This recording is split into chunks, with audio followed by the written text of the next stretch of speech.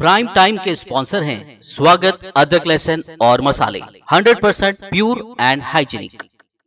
आदाब, मैं Mohammad Amjad Ali. Prime time में आपका खैर मकदम है। नाज़रीन किराम, हैदराबाद माफ़ी चाहता हूँ। नाज़रीन किराम, हिंदुस्तान की एक अहम रियासत गुजरात में इंतखाबात होने वाले हैं दिसंबर के अवाइल में। काफ़ी अरसे से वहाँ इंतखाबात से मुतालिक सरगर्मियाँ चल रही हैं। लोगों को ये बड़ी फ़िक्र लगी हुई है कि इस बार कौन बरसरे इख्तिदार होंगे और गुजरात का क्या वाकई डेवलपमेंट होगा या फिर वही कागज़ी शेर का मामला है। बहुत से दावे किए गए थे, बहुत सी खलाइयाँ खुली हैं और खुलती आ रही हैं। तो इस बारे में हम मज़ीद रोशनी डालने के लिए आज हम गुफ्तगू करेंगे रियासत गुजरात की। हमारे साथ मौजूद हैं आम आदमी पार्टी के तेलंगाना तर्जुमान एडवोकेट महमूद अली सुल्तानाबादी साहब, जो कि लंदन से हमारे साथ जुड़े हैं और ये रोशनी डालेंगे रियासत गुजरात की हकीकत, वहाँ के हालात, वहाँ के पॉलिटिकल सिनेरियो, सोशल फैब्रिक वहाँ का कैसा चल रहा है। इस बारे में हम उनसे जानने की कोशिश करेंगे। एडवोकेट साहब, आपका बीबीएन चैनल पर खैर मकदम है। अस्सलाम वालेकुम, शुक्रिया। वालेकुम अस्सलाम वरहमतुल्लाहि वबरकातुहू। तो सबसे पहले मैं ये जानना चाहूँगा, गुजरात जो रियासत है, आज़ादी से लेके अब तक वहाँ का क्या जो है मामला है, वहाँ के क्या अहवाल हैं? देखिए, अब जितने भी स्टेट्स हैं, उसमें रिच स्टेटों में गुजरात की गिनती होती है। जी। तो इसका मतलब ये है कि वहाँ के लोग अमीर नहीं हैं। हुँ। वहाँ के जो भी बिज़नेस हाउसेस हैं, वो लोग अमीर हैं। अच्छा। इस चीज़ को समझते हुए गुजरात के ज्योग्राफिकल एरिया और गुजरात का कल्चर, गुजरात के लोग और गुजरात क्या सबक दे सकता है, क्योंकि गुजरात एक ऐसा स्टेट है जहां से the great personality Mahatma Gandhi ji आए हैं। और गुजरात से मैं खुद मुतासिर होकर, क्योंकि गुजरात में गांधी जी वहां से निकले, लंदन में पढ़े थे। लंदन में वो यूनिवर्सिटी कॉलेज लंदन में पढ़े थे हुँ। और यूनिवर्सिटी कॉलेज लंदन में पढ़ने के बाद उनके ख़यालात में तब्दीली आई हुँ, हुँ। और वहाँ से उनकी जर्नी शुरू हुई। तो ये समझ में आने के बाद मैं अपने बच्चे को, बड़े बच्चे को लंदन यूनिवर्सिटी कॉलेज लंदन को भेजा। अच्छा। तो वहाँ से मेरा बड़ा लड़का वहाँ से पोस्ट ग्रेजुएशन किया और यहाँ पर ही हो। तो इसका मतलब ये है कि जब जो बड़ी-बड़ी शख्सियतें आती हैं, उनका असर पूरे समाज पे रहता। वो हिंदू, मुसलमान ऐसा कुछ नहीं है। तो उसके बाद अब देखिए, आप कोलंबिया यूनिवर्सिटी से डॉक्टर अंबेडकर आए और हुँ। कई लोग कोलंबिया यूनिवर्सिटी को भेजे हिंदुस्तान से। और उसके बाद अब जो गवर्नमेंट है, जो गवर्नमेंट चल रही है, वो मोदी जी और शाह की गवर्नमेंट है। ये कौन से यूनिवर्सिटी से आए और किनको मुतासिर कर रही है, ये बात समझ में नहीं आ रही। और कौन सी यूनिवर्सिटी को जाना चाहिए, ये क्या पैगाम देना चाह रहे पूरे हुँ। हिंदुस्तान के समाज को, ये बात समझने की कोशिश कर रहे हैं। जी। अब देखिए, इंतखाबात हैं। इलेक्शन एक ऐसी चीज है जो कैंपेन के ऊपर, मुहिम के ऊपर चलती है, हुँ। राइट? और ये यहाँ पे क्या है, एक पैगाम जाता, जिसे मैसेज कहते हैं। और इसके बाद वेलफेयर मेजर्स जो रहेंगे, जो हम फलाही इक़दामात हुँ। कह सकते हैं। तो इन चीज़ों के ऊपर इलेक्शंस लड़े जाते हैं। जी। तो ये जो मोदी शाह की गवर्नमेंट है, ये लोग एक नया चैप्टर शुरू कर दिए। देखिए, इंसान कोई भी हो, वोटर कहाँ का भी हो, चाहे गुजरात का हो, जम्मू का हो, तेलंगाना का हो या केरला का हो, वो ये चाहता कि मेरी बेहतरी किस में है, मैं किसको चुनूं, कैसे चुनूं, यही चाहता हूं मैं। किसको चुनने से मेरे में तब्दीली आती है और फायदा मेरे को होता, यही लोग चाहते हैं। और ये लोग यहां पर आने के बाद ये सियासत को लेकर आए कि हम पूरी दुनिया को, पूरी हिंदुस्तान को बदल देंगे और दुनिया में नंबर 1 बनाएंगे, और हर एक के जेब में 15 लाख रुपए हम दे, हर एक इंसान, हर एक वोटर, हर एक ये इलेक्ट क्या बोलते हर हैं, सिटीजन, सिटीजन हम जी हर सिटीजन को 15 लाख देंगे लोग बोले। तो इसका मतलब ये हो गया कि ये लोग ऐसी सियासत किए जिस सियासत में झूठ की सियासत है,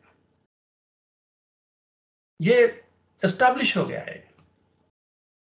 और दूसरे क्या है, जज्बाती ब्लैकमेलिंग करे, मजहब को इसमें लाकर वो इसमें एंटर कर दिए, और इसके साथ पोलराइजिंग की सियासत शुरू करे, हिंदू मुसलमान या हिंदू माइनॉरिटीज। तो एक नई सियासत, या तो लोगों को ये चुनना है कि डेवलपमेंट चाहिए, या ऐसी सियासत जिससे डेवलपमेंट तो क्या, पूरी हिंदुस्तान, पूरी दुनिया में एक हंसी मजाक का एक नमूना बन जाएगा। अब लोगों को ये चुनना है, हंसी मजाक बनना है या नहीं तो डेवलपमेंट करना है, ये दोनों के बीच में है। अब ये तय करना है। तो अब लास्ट 27 ईयर से देख लिए कि गुजरात में क्या हुआ, क्या डेवलपमेंट हुआ। सियासी ताकत आम आदमी को चाहिए, यानी तो क्या कि चंद दोस्तों को, चंद बिजनेस हाउसेस की ताकत चाहिए, किसको ताकतवर बनाना है, ये सोचना है। ठीक है। अब इसमें हम तय करना है। अब इसके अलावा आज जो मुद्दे हैं, चैलेंजेस हैं, ये चैलेंजेस किसके ऊपर है? करप्शन के ऊपर है, प्राइस रेस के ऊपर है, एजुकेशन के ऊपर है, बेरोजगारी के ऊपर है, हेल्थ इश्यूज हैं, और नशा है, और नफरती हमले हैं।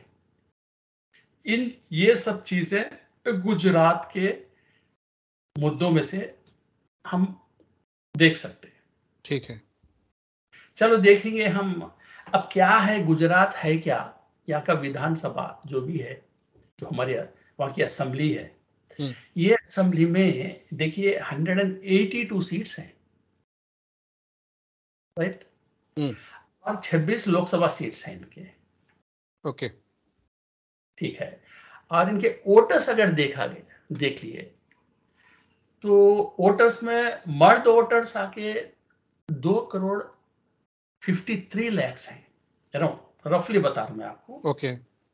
और खवातीन जो वोटर्स है ये 2,37,00,000 है, 37 लैक्स, 2,37,00,000। अच्छा।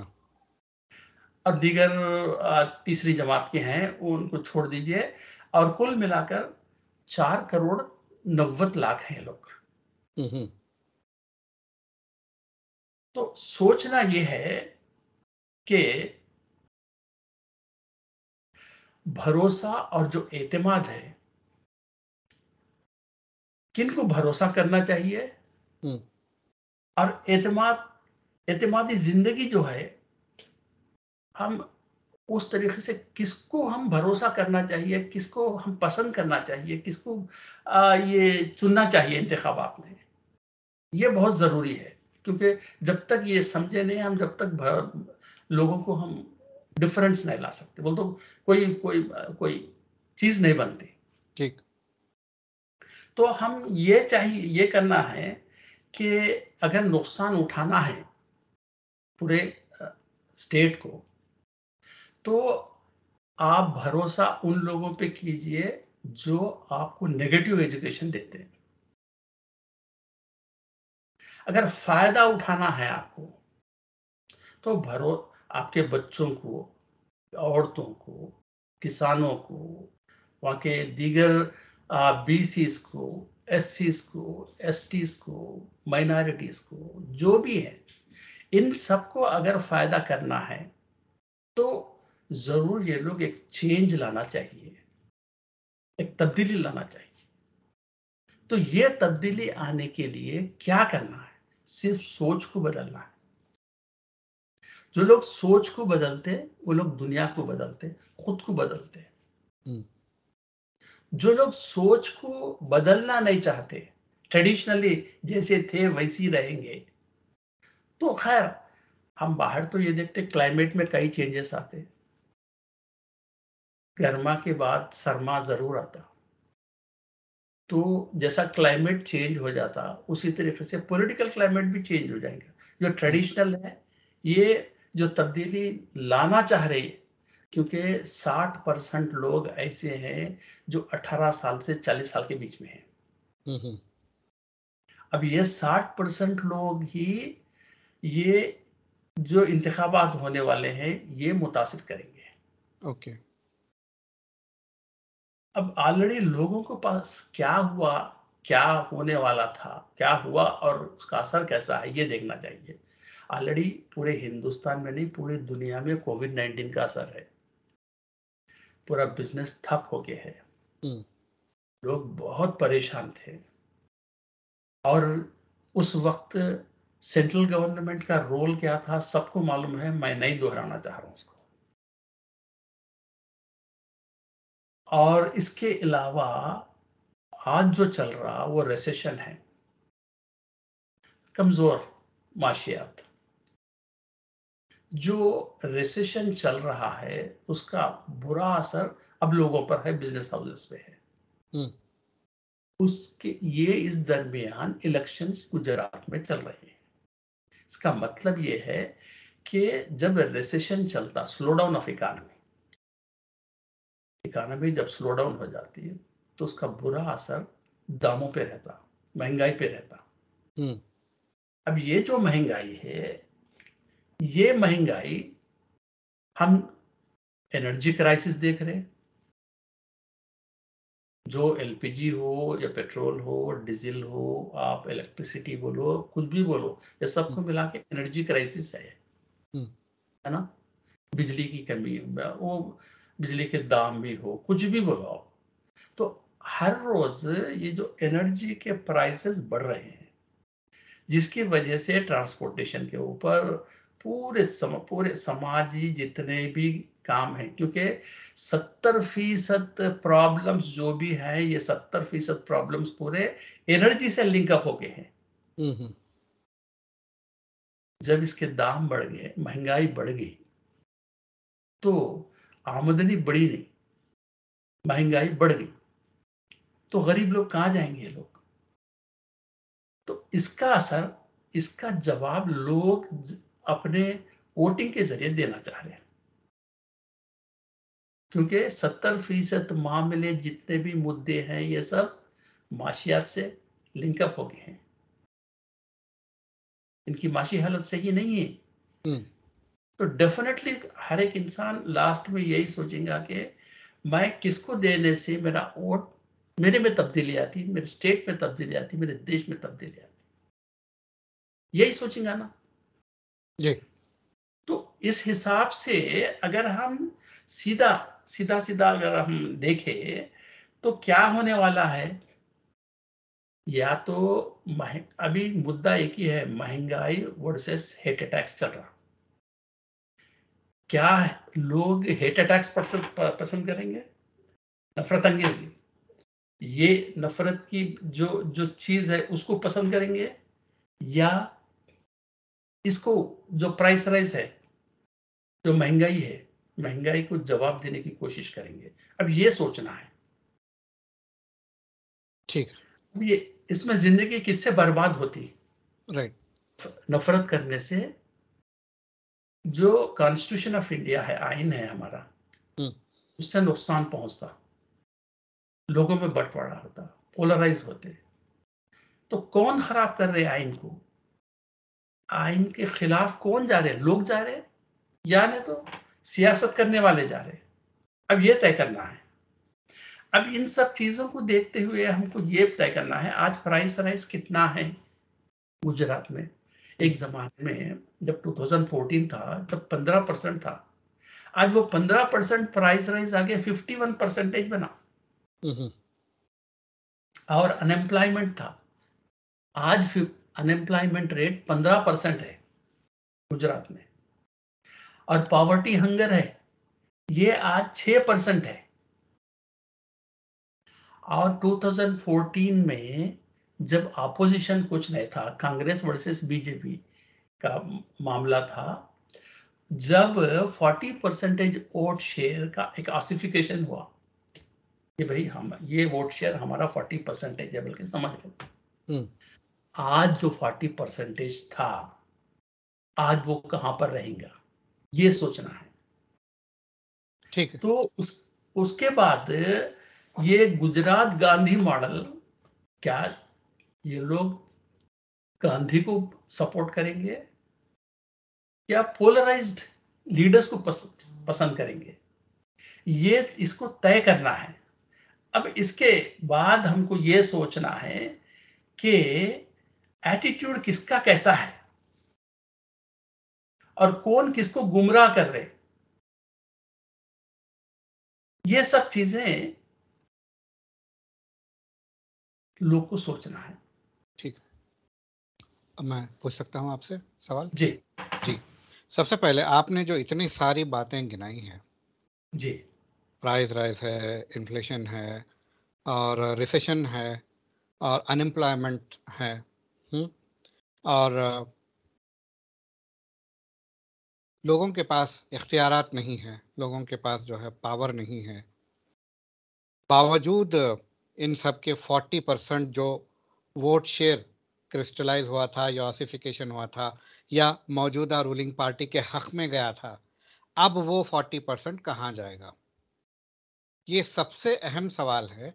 इस पर मैं ये सवाल पूछना चाहूँगा, क्या गुजरात की पब्लिक इतनी बाशऊर है कि ये सारे पैरामीटर्स को काउंट करते हुए इनकी रोशनी में सही फैसला ले सके?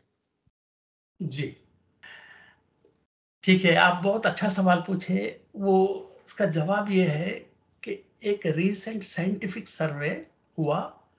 ये साइंटिफिक सर्वे का नाम है लोकनीति CSDS सर्वे। लोक नीति? लोकनीति CSDS सर्वे ओनली गुजरात में हुआ। किसने कराया ये? ये मेरे ख्याल से गवर्नमेंट ही कराना चाहिए। इसमें कोई ये कौन कराए ये नहीं लिखे, लेकिन सर्वे मेरे को सही दिखा। अच्छा। तो इसमें देखिए, हम जैसा बोल रहे थे, 15% जो बेरोजगार हैं और 6% जो गुर्बत और भूख से सफर हो रहे हैं। और जिस तरीके से मैं जैसा बता रहा था, वोट शेयर 50% इधर उधर रहेगा। अब इसमें ये लोग क्या करें, पूरे 4,90,00,000 वोटर्स को, जिसमें से फीम औरतें, अर्बन, रूरल, दलित, आदिवासी, मुस्लिम, एसएस, ऐसे इस तरीके से ये लोग 4,04.9 लाख वोटर्स को इंटरव्यू करें। जी। इंटरव्यू करके क्या करें, इसमें 4.9 लाख या करोड़? 4.9 लाख नहीं, 4 करोड़ 90 लाख तो वोटर्स हैं टोटल है जी। तो जिसमें से ये लोग 4.9 लाख को चुने, इंटरव्यू किए जी। इंटरव्यू किए। ठीक। तो इंटरव्यू करने के बाद इन लोगों को ऐसा दिखा कि ओबीसीज जो है वो कोली, क्षत्रिय, ठाकुर हैं। और बीजेपी के फर्स्ट इनमें ये लोग ये देखे कि ओबीसी में 61% तक रूरल एरियाज में है, 50% से ज्यादा है वहां पे।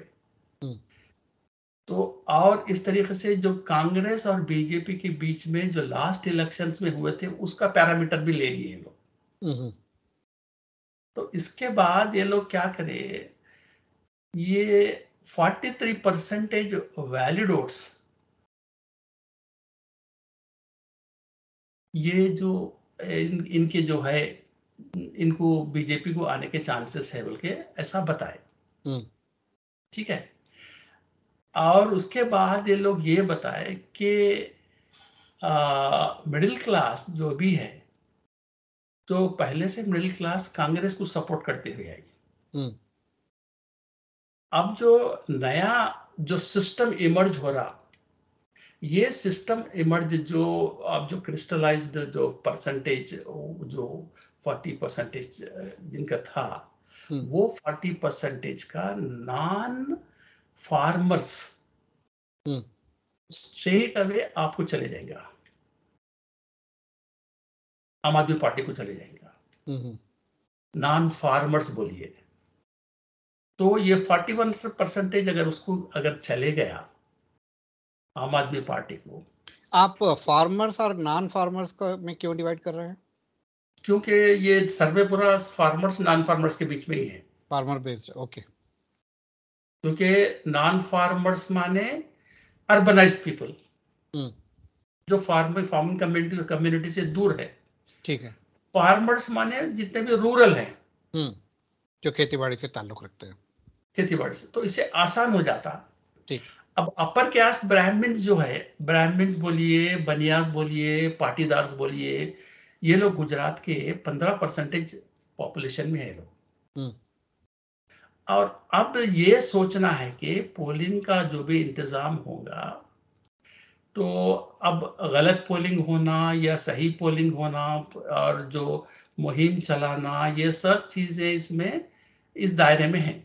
हम्म, अब सीएसडीएस सर्वे ये बोल रहा कि आपको ये चुनना है, क्या ये क्रिस्टलाइज्ड 40% कल क्या होने वाला है। हम्म,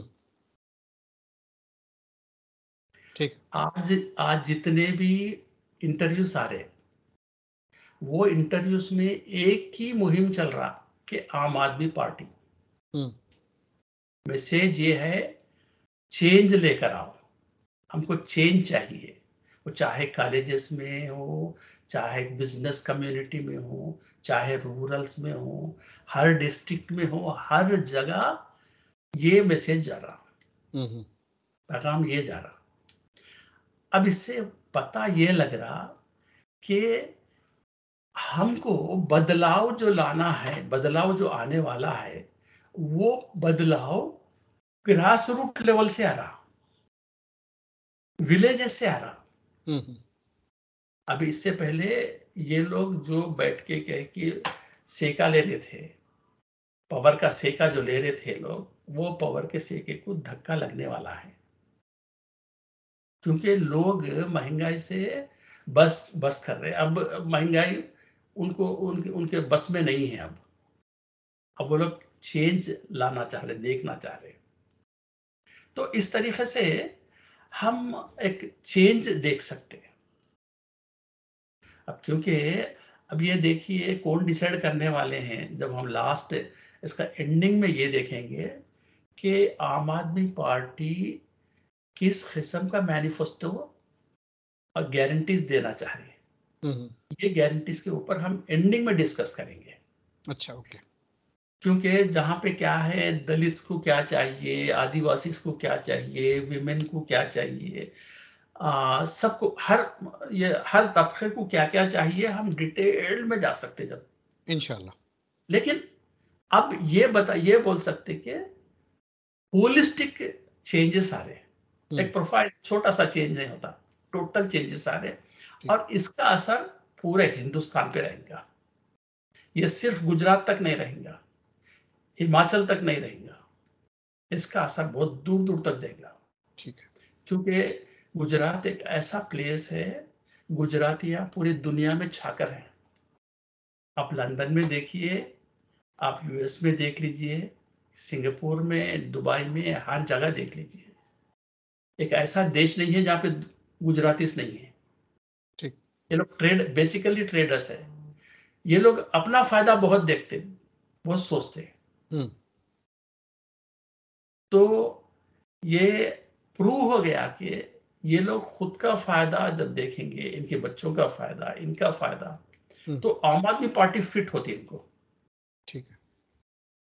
ये है। तो इंशाल्लाह अगले एपिसोड में और डिटेल में बात करेंगे जो जो मसाइल आपने जिनका जिक्र किया है उनको डिटेल में बात करेंगे। फिर ये मुख्तलिफ पार्टियां हैं इंक्लूडिंग आम आदमी पार्टी, क्या मैनिफेस्टो बनाते हैं और पब्लिक जो है किस तरह से रिएक्ट करती है। आपका बेहद शुक्रिया हमसे बात करने का। नाज़रीन किराम, ये थे एडवोकेट महमूद अली सुल्तानाबादी साहब, आम आदमी पार्टी के तेलंगाना के तर्जुमान, जो कि गुजरात के सोसाइटी फैब्रिक और उसका कॉम्पोजिशन और वहाँ के मसाइल और जो मुख्तलिफ पॉलिटिकल पार्टीज़ है वो किस तरह से अब तक एंजॉय करते आए हैं और बदले हुए सिनेरियो में आगे क्या होगा, इस ताल्लुक से कुछ इशारात दिए हैं। इंशाल्लाह एक और एपिसोड में हम और डिटेल में गुजरात पॉलिटिक्स के बारे में बात करेंगे। तब तक के लिए हमें दीजिए इजाज़त। शब बखैर।